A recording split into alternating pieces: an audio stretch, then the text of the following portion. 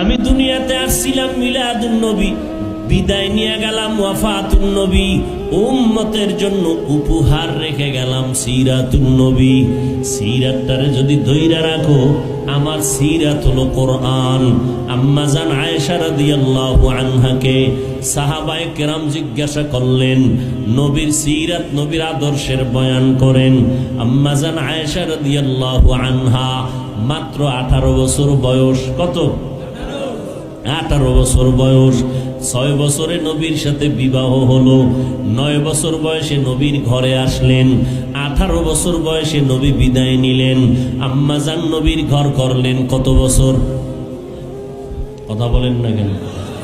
মাত্র 9 বছর। 18 বছরে তো অনেকের বিয়েই হয় না। আম্মা জান আয়েশা মাত্র নবীর ঘর করলেন 9 বছর। এই 9 বছরের মধ্যে আল্লাহ তারে কি দান করলেন? আম্মা জান আয়েশা বলেন, নবীজির সোহবত থাকলাম 9 বছর, টোটাল বয়স আমার 18 বছর।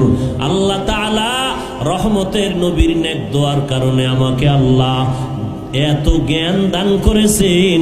আমি আয়েশা 18 বছরের কন্যা, 18 বছরের নারী।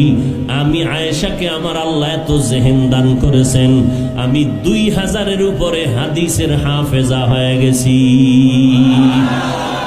বড় বড় সাহাবায়ে কেরাম মাসআলায় যদি আটকাইয়া যাইতেন, আম্মা জান আয়েশার কাছে যাইতেন, আম্মা জান আয়েশা সমাধান দিতেন।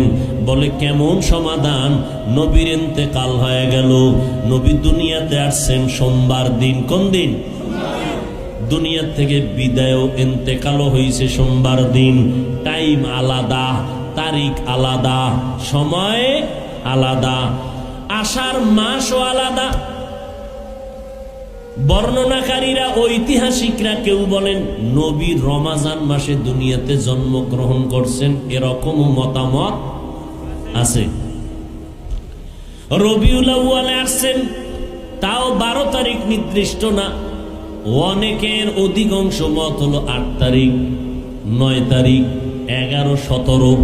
যাই হোক, ওদিকে আমি যাব না। নবী আসছেন সোমবার, এই বার নিয়ে কোনো ভেদাভেদ, কোনো মতনৈক্য নাই। বিদায় নিছেন সোমবার। আসার টাইম সুবহ সাদেক, যাওয়ার টাইম হলো জোহরের নামাজের আগে চাশতের সময়। কি কোন দিন? সোমবার। কয়টায়? চাশতের সময়, জোহরের আগে। নবীর দাফন হয় নাই, ইন্তেকাল হয়ে গেল মাত্র সোমবার জোহরের নামাজের আগে। দাফন হইল বুধবার রাতের বেলা, তাহাজ্জুদের টাইম।